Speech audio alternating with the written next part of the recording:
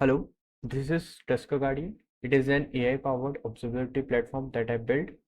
So when something breaks in a Kubernetes cluster, an engineer normally spends 30 to 90 minutes scraping through logs to find the root cause. TuskerGuardian does that in under 2 minutes, and it tells you exactly what happened and when and what to check. So it combines three things: a semantic vector search over the cluster logs so you can ask questions in plain English and get relevant results, even if the exact word doesn't appear in the log, an isolation forest anomaly detector that flags unusual patterns in your log stream, and a fine-tuned version of Qwen 2.5 for 7 billion, a 7 billion parameter language model that generates structured incident report. Everything runs locally, no cloud API, no API key, nothing external. So let me show you the cluster.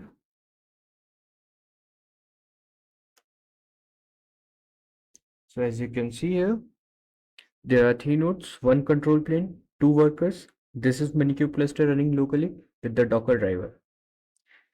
Everything is running. So let me show you all the namespaces I have.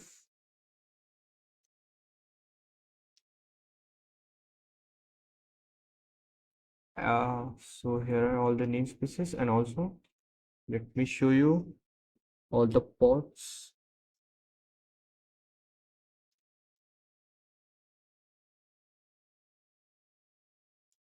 Oh, sorry. So kubectl, pods, as an online switches. So these are all the pods running currently. There are some ArgoCD pods. Some are for my application, Fluent Bits, and these are from proxy. So the logs from all of these flow through FluentBit into Kafka and then into the pipeline you are about to see. The log processing is managed by three-stage DVC pipeline. So let me show you. So,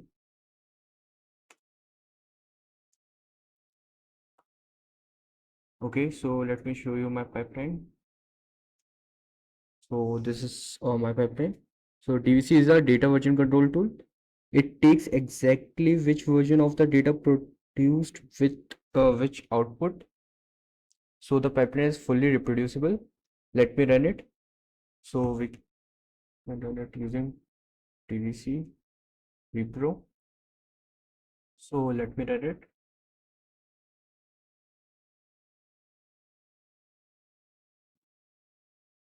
So okay, it is running.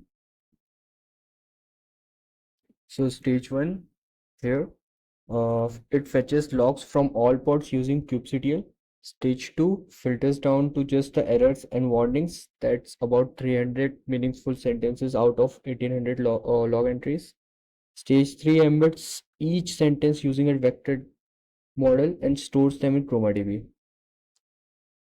So, okay, the process is completed. So, let's see all the logs. We can see how many logs using WC word count, offline, data, slash, DevOps, publish. Of JSON. So it has currently 1957 lines, and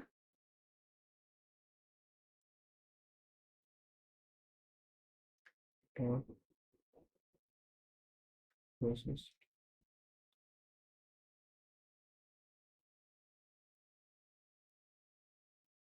And it is reduced to 341 blocks. So as you can see, the reduction around 1900 raw entries down to around 300 meaningful sentences. That's 85% noise reduction. That is what makes semantic search actually precise. If we embed everything, health check logs would pollute the results, okay? And all 300 of these sentences are now stored as dimensional vectors in ChromaDB. That's the memory of the system. Every query searches the store. So before I query, let me start the API. I can do that using on without API on an app.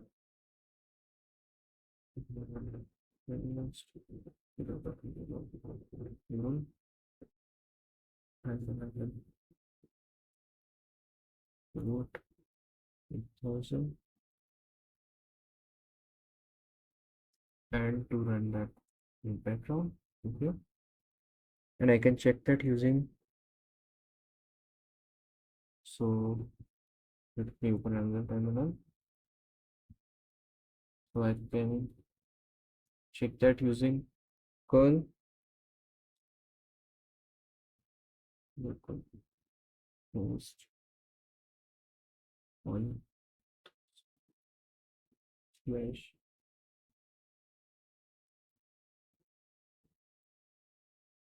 let's see whether it pops in. Oh, oh, okay, so there is some error. Let me fix that. Okay, so it is working fine. So let me show you in the browser if the API is working or not.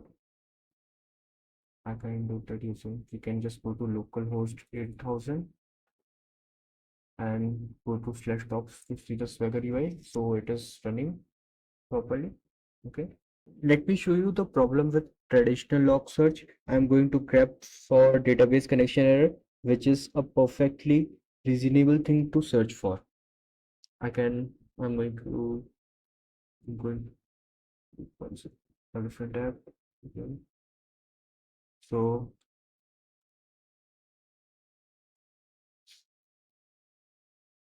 let me use grep followed by database connection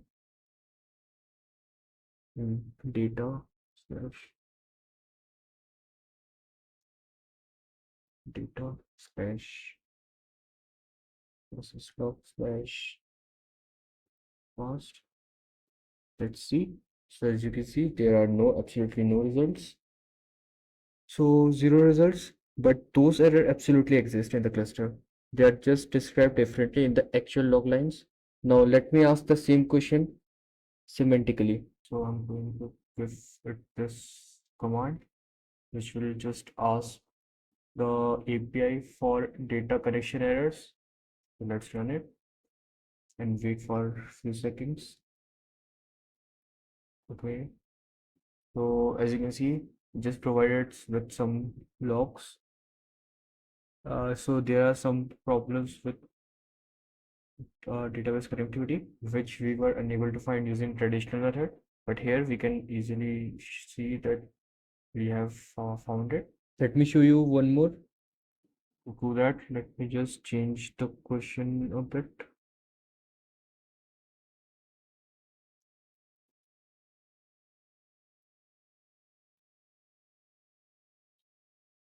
Crashing.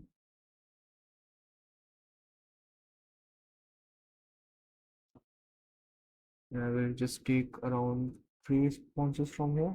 Let's run this and see what happens. Okay. So as you can see, it just gave us some logs for that. So in this result, you can see some of the errors which I mentioned. So here is what the anomaly score looks like in my cluster. So let me run the command to see the anomaly score. So as you can see, the score came out to be 0.399. So if the anomalies are more, then it will be higher. It range between 0 to 1. So for less anomalies, it would be closer to 0, and for more anomalies, it will be closer to 1. So now, now let's run the full incident analysis. This calls the anomaly detector, retrieves the most relevant logs from ChromaDB, and passes everything to the fine-tuned language model. Give it about 45 seconds. Try running following command. Let's wait for a while and see the response. So here the report is. Let me read through what the model generated. So the anomaly score is 0.399. Is there anomaly? Yes, there it is. Since the score is really high, So what are the top errors? You can read here. Error serving help check request. And the Fluent Bit producer one, there is some problem with the connection refused error. Then there is broken down error. There is some connectivity error also. So let me just read out the summary. The ArgoCD application controller is repeatedly warning about finding multiple credentials for the same repository URL, which could indicate a missing configuration or potentially security risk. Likely cause this issue. Likely streams for a misconfiguration Git repository in the ArgoCD application manifest, where multiple secrets references are potential to the same repository URL, and so on. So this is one of the issues which are TuskerGuardian showed us. If you see, so here are some checks which the model provided us, like kubectl get secrets -n. Through these following commands, whichever are mentioned here, we can check the problem and try to fix it. So there is severity. It is medium. Reason: while the repeatedly warning are not immediately critical, they indicate a potential misconfiguration on that could lead to security vulnerabilities or operational issues if not addressed. So this is what our TuskerGuardian does. So all the infrastructure you just saw, the Kafka cluster, the Fluent Bit daemon set, the TuskerGuardian deployment, none of it was applied with kubectl manually. It all comes from Git managed by ArgoCD. So let me show you the ArgoCD. Here is our ArgoCD. It is also running on a cluster, and it just points us a Git repository. Everything shows synced and healthy. ArgoCD pulls the Git repository every 3 minutes and applies any changes or finds. If someone manually runs kubectl to apply something, ArgoCD detects the drift and reverts it automatically. Here's the TuskerGuardian application. You can see the exact Git commit it runs, the sync status, and every Kubernetes resource, which is right here. So it monitors this particular path, which is all the deployments, YAML manifests. The entire cluster is version controlled. Rolling back is just git revert and push. ArgoCD handles the rest. So that's TuskerGuardian. Kubernetes logs control collection through Fluent Bit and Kafka. A reproducible DVC pipeline. Semantic search with ChromaDB. Anomaly detection with isolation forest. And incident report from a fine-tuned Qwen 2.57 billion model. All running locally, no external dependencies. The full source code, all the Kubernetes manifest, the DVC pipeline, the fine-tuning dataset, and the model files are all in repository link. Thank you. Hello. So here we are going to discuss the architecture of TuskerGuardian. So I have divided its architecture into 5 different layers. We are going to go through every single layer one by one. Let's start with the very first layer, which is ingest layer, where we have Kubernetes, Fluent Bit, Apache Kafka, and GitOps. The Kubernetes cluster comprises of 3 nodes, which are 2 worker nodes and 1 control plane, and about 6 namespaces, which are running our application, monitoring Kafka, ArgoCD, and a default namespace. It produces 1 million log per line per every day from 50 different pods and 10 services. And these log streams are scrapped by Fluent Bit, which is running as daemon set in every single node. And then a message queue is used, which is Apache Kafka. And for GitOps integration, we have used ArgoCD, which pulls and sets all the changes from the Git repository from Gate's path, and then it is reflected, reconciled to the cluster state. Here GitOps is our single source of truth, and it is used for version control. So now let's move to the next layer, which is pipeline layer. So here we have used DVC pipeline, which comprises of 3 stages. First stage is to fetch the logs from Kafka. Then the second stage is to parse, where we reduce the noise from the logs. Like, since it produces various types of log, but we only need logs which have errors or warnings, that are filtered out in this stage. And the third stage, where we build our vector database, that is ChromaDB with embedding model. These all are stored in the following paths. And a stream consumer script is run, which is running continuously and scraps information from Kafka. Now let's move to the third layer, which is memory layer. Here our embedding model embeds everything, every logs to ChromaDB, which is stored in the following manner, following schema. And then using queries, it performs semantic search, and the top 5 requests which match are used, and it goes through RAG, like it injects as context into the RAG prompt. Now let's move to the fourth layer. So the fourth layer is intelligence layer, where we have trained our own LLM. The base model which we have used is Qwen 2.57b, where we have trained it on many Kubernetes incident scenarios, and also we have quantized it to run on our machine. We have used Google Colab T4 GPU for training purpose. So this layer, the very first step is feature extraction, where these following features are extracted. Then using isolation forest, we check for anomalies.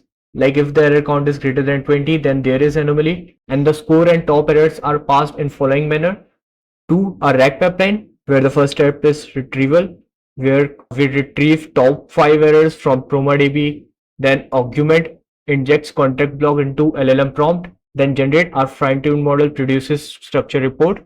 Then the augmented prompt is provided to our fine-tuned model, when then gives a structured output which contains summary, likely cause, severity, and incident report.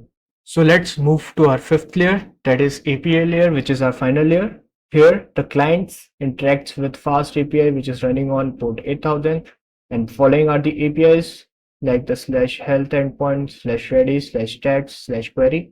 So fast API orchestrates all the layer at /analyze endpoint, where we have seen anomaly detection, vector storing, building RAG, LLM client generation, and returning structured JSON. So since it is using LLM, it takes around 30 to 60 seconds. And here are the performance scorecard for all the endpoints and everything, including our DVC. So that was TuskerGuardian. Thank you.